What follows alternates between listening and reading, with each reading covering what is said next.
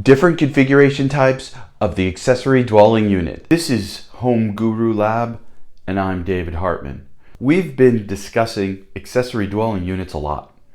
So now we're going to break down the different types of accessory dwelling units. Basically, there's two major distinguishing attributes for the different types of accessory dwelling units.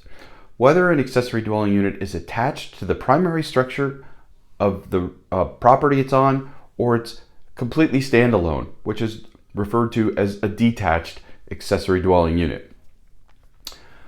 Further, you can break these two major categories down into whether or not those detached or attached accessory dwelling unit is being built by converting something that is already there or brand new construction. When we refer to an attached accessory dwelling unit, the majority of the time it's converting something that's already there. And we take that a little bit further because we look at an attached unit and figure out when you're converting something that's there.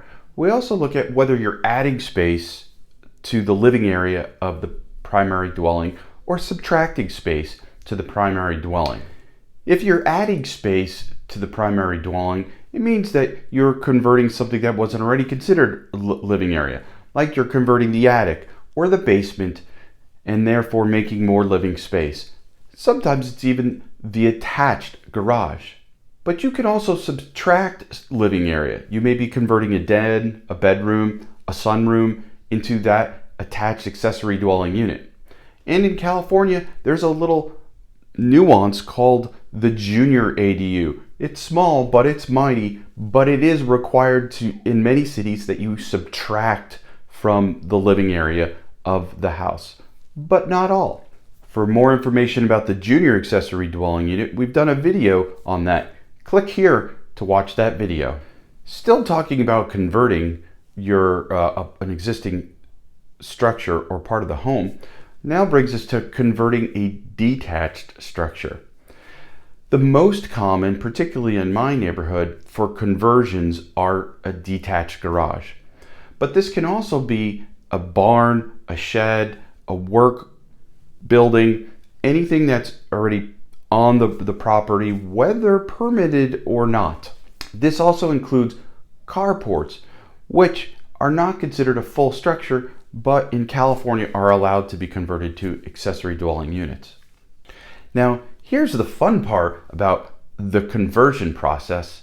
So normally you have certain regulations and restrictions on size and how far within your lot you're allowed to build.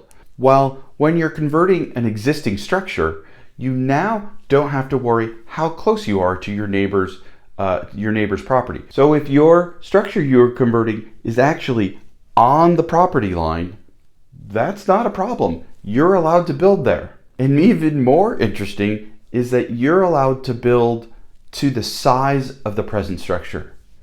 Have a barn on your property? That barn's 3,000 square feet? Well, normally that would be prevented by regulation, but the regulations are very specific that says that you're allowed to build up to that full size of that barn. So now you may have a 3,000 square foot barn one day that's converted into a 3,000 square foot ADU the next. So if we're building new construction from something that's never there, it's not very common that that's the case when it's an attached attached ADU. But it does happen. Most often, we're talking about a detached structure and brand new construction, which is also known as ground-up construction. Start from the ground, you build it all the way up.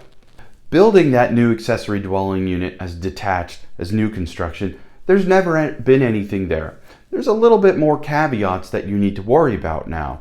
Where water, electrical, sewer, plumbing, all those things, where are they coming from? The vast majority of ADUs that are detached are all custom or custom design. For those that are not custom, you can get pre-approved designs, which we discuss in another video. The alternative would be a pre-approved design. Pre-approved designs like opening up the fast lane to getting your ADU approved.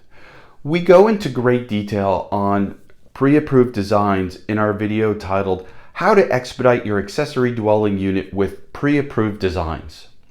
In that video, we break down the difference between what is known as on-site or stick-built constructed accessory dwelling units and an alternative, newer way to build structures, including accessory dwelling units, which is off-site construction. Some of these factories are doing great things these days, including 3D printing your accessory dwelling unit.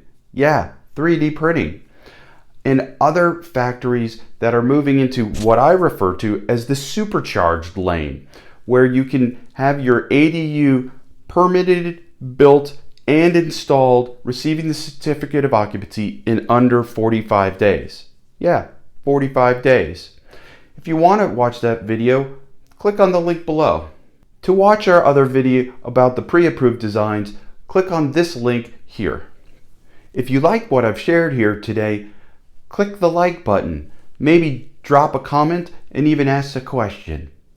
And don't forget to subscribe. That way you will never miss out on some of the excellent content that I have prepared for you. This is Home Guru Lab, and I'm David Hartman.